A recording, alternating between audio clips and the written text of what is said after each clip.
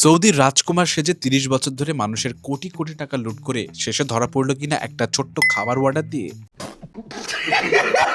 এই বান্দা ৩০ বছর ধরে নিজেকে সৌদির প্রিন্স দাবি করে পরিচয় দিয়ে পুরো ওয়ার্ল্ড থেকে প্রায় ৭৩ কোটি টাকার ফ্রড করে, কিন্তু একদিন সে খাওয়ার জন্য এমন এক খাবার অর্ডার দিল যা তার আসল পরিচয় সবার সামনে বের করে আনলো। অ্যান্থনি গিগনাক, যার জন্ম কলম্বিয়াতে হলেও ছোটবেলায় তাকে অ্যাডপ্ট করে আমেরিকাতে নিয়ে যাওয়া হয় এবং অ্যাডাল্ট হবার পরই ১৯৮৮ সাল থেকে সে ফ্রড করা শুরু করে। সে তার নাম অ্যান্থনি গিগনাক থেকে বদলে প্রিন্স খালিদ বিন আল সৌদ রাখে এবং নিজেকে সে সৌদি রয়্যাল ফ্যামিলির মেম্বার পরিচয় দিয়ে নিজের নকল প্রপার্টি শো করে অনেক লোকের থেকে ইনভেস্টের নাম করে স্ক্যাম করা শুরু করে এবং লাস্ট ৩০ বছর ধরে বেশ আরামসেই সে এই কাজটা করে যাচ্ছিল, যতদিন না সে এই এক ছোট্ট ভুল করে। ২০১৭ সালে এই লোক জ্যাফরি শফার নামের এক মিলিয়নারের সাথে একটা হোটেলে বসে কিছু বিজনেস ডিল করছিল এবং অ্যান্থনি সেই লোককে কনভিন্স করে ডিলও পাক্কা করে ফেলেছিল। কিন্তু বিপত্তি ঘটে তখনই যখন খাবার অর্ডার করে, কারণ খুশির ঠেলায় এই বান্দা খাবারে পর্ক অর্ডার করে।